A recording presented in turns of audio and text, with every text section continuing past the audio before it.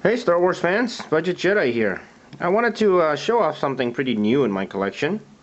As you can see here in my display cabinet, I got some original 1979, 1980 Kenner die-cast Star Wars vehicles. And as you can see, I got some carded, some loose. I've been collecting these for the past couple of months, and I thought I'd give you guys a closer look at each one of them. This is exciting for me because some of these ships were literally my first Star Wars ships that I owned, and so the nostalgia factor for me is very high. But you know, I know that for some of you that were probably born in the 80s, you may not be familiar with these. But just a quick history: Kenner acquired the license to do Star Wars toys in 1977, and of course, not only did they make these ships, but they made the 3 3/4 inch size figures. Now at that time, this size really wasn't that popular. There were only like 12-inch size that was made by Hasbro. They were making like the original G.I. Joe figures. But Star Wars was such a hit that these 3 3/4 size figures became the new industry standard. And so if you ever wondered who was it that first made 3 3/4 inch size figures popular, it was really Kenner, and all thanks to Star Wars. Alright, the first one I'm going to show you is probably my favorite one. This is the die-cast Star Destroyer. Now this is the only Star Destroyer toy that I know of that you can play with that's kind of handheld size. If you guys know of any more, let me know. I don't think that the Action Fleet line made by Kenner, or actually I should say Galoob and Hasbro in 1996 ever came out with this. But what a really cool looking toy. Now check out the top part of this. It's basically all metal. You know, I think for something that was manufactured in 1979, the detail is amazing. I did manage to get one basically in mint condition. Now that top piece there is actually plastic, and that's connected to the bottom part. The bottom half of this ship is made out of plastic. So I'm gonna slowly just show you guys here. As you can see here, that doesn't have screws on it. It's actually pressed and snap fitted into that top piece, and you can see it all the way back here that it's fitted into the metal part. But again, the detail is actually pretty amazing for something that was made in 1979. Absolutely great condition. It's got this awesome feature, which happens to be an opening door. As you guys could know, that's the first scene that you ever see in Star Wars.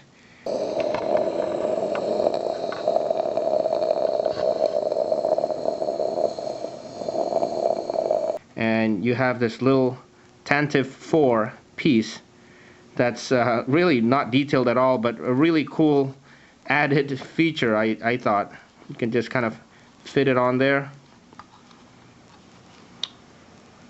Let me give you guys a look at the box here.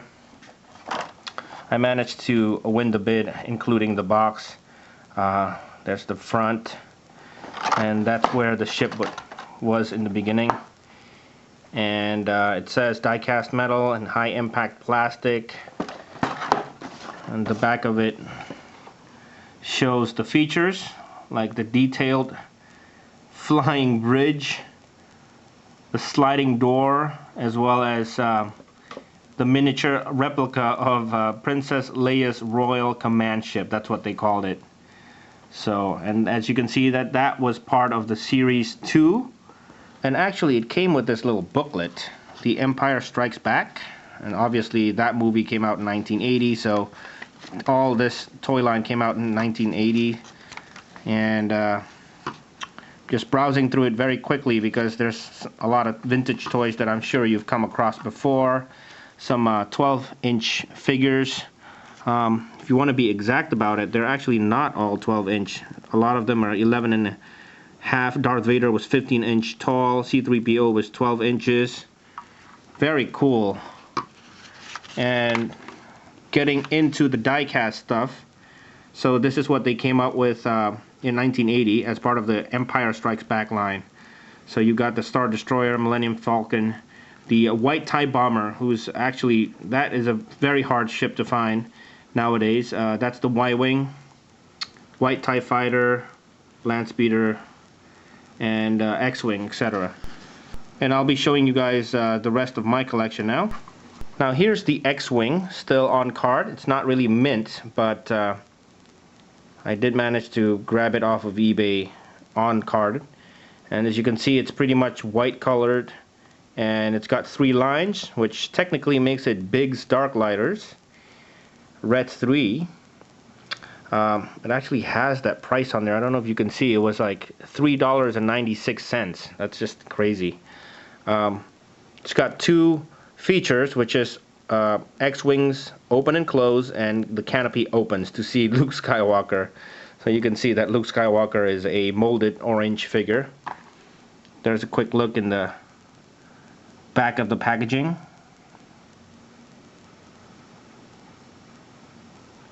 And here's the ship. This is the actual ship that I used to play with when I was like 5 years old.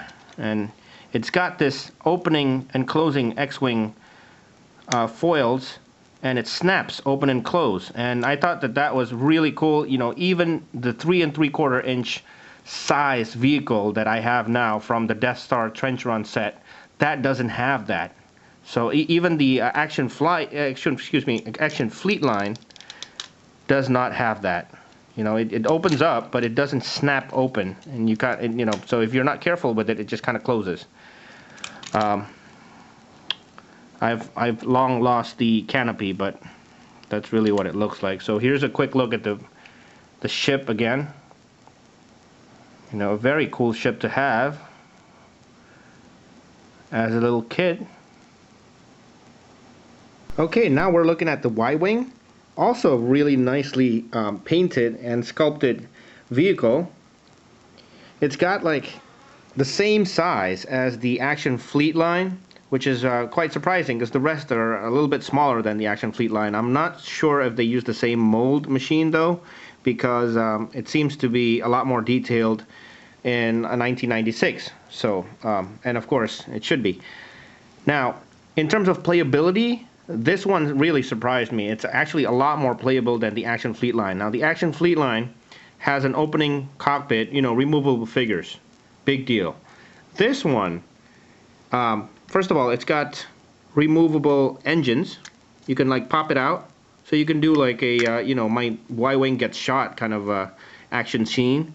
And also it's got a bomb on the bottom of it, which is really cool. You can just press this little metal droid, and the bomb just gets pushed down. Really cool, really simple. You know, I think that what a great vehicle for something that's made again in 1979. It's got a rotating turret gun on the top and 2 small ones in the front. So nothing different there in terms of the guns. You know, it's got a bigger, probably more accurate on the Action Fleet line, but it's got, you know, really cool features. Alright, I also got the TIE Fighter. As you can see, this is the white TIE Fighter.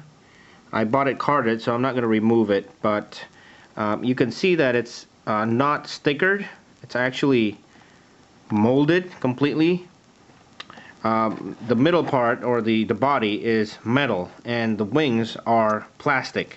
And it's got 2 features. You got removable wings, and the pilot is actually removable by taking the piece out of the back of the ship. I think that that's pretty damn cool. So that's what the packaging looks like. Let's see here. It was apparently on clearance for $3.96, and got the Kenner logo. Here's a look in the back. It's pretty similar to the back of the X-Wing packaging. Pretty cool. And here is a side-by-side comparison with my TIE Fighter from the Action Fleet line, which is, in this case, a lot more playable. It's got an opening cockpit, removable pilot. You know, it's got a removable engine. It does not have a removable, you know, side solar panels or wings, but nonetheless, it's very playable. So I think Hasbro in this case stepped it up. And here is the Millennium Falcon from Series 2 again 1980, but the vehicle actually says 1979 on it. This is what it looks like in pretty much brand new condition. I do have a couple of paint nicks on it, but mostly this is what it looks like. And it's got really just one feature, which is an opening and closing landing gear. Pretty cool. But again, I'm pretty impressed by the level of detail that they put on this. Now this one does not have opening cockpit. It does have a rotating radar dish. But check out the gun here that's on top. It's actually pretty detailed. It's got 4 guns. And if you compare it to the larger and much more playable Action Fleet line Millennium Falcon, yeah, you can see that it has a lot more detailed in terms of paint and sculpt. But this actually does not have an accurate gun turret at all. It does have one on the bottom, which is pretty cool, but you know, that was the only thing that I thought was interesting.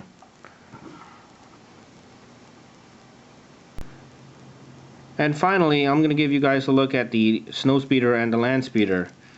Now, they didn't stick to scaling in terms of one another, but as you can see here, the Landspeeder is missing the front shield, but that gives me an opportunity to give you guys a look at how they painted the figures, which I thought they did a pretty good job. And the Landspeeder itself is actually pretty heavy, and because it has some metal parts in it.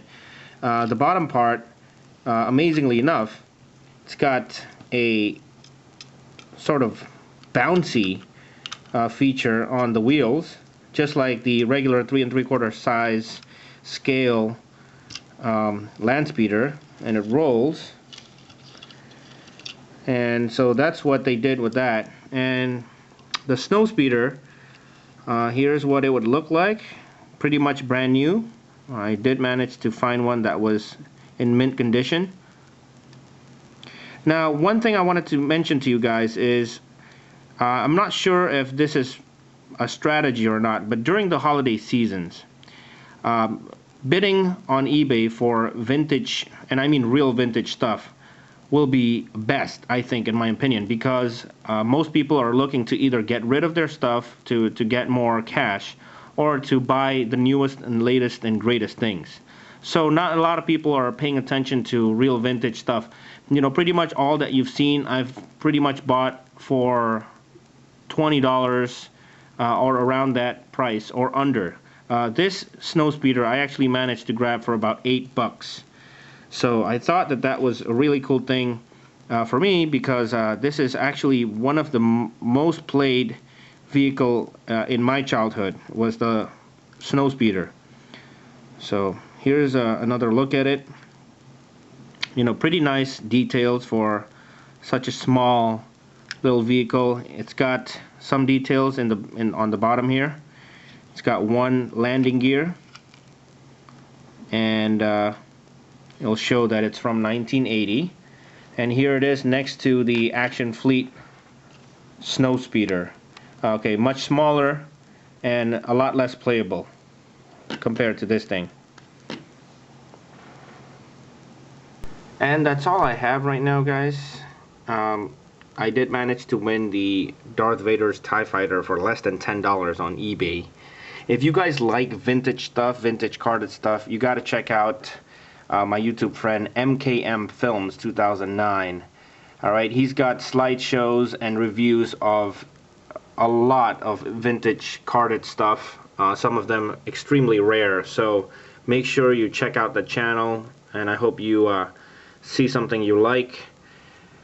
And finally, I'd like to know what you guys think of these ships. Does anybody else collect them? Anybody else think that they are playable enough even now?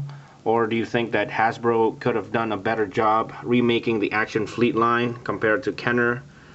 You know, let me know what you guys think of that. And as always, I really appreciate you guys watching, and I'll see you on the next video.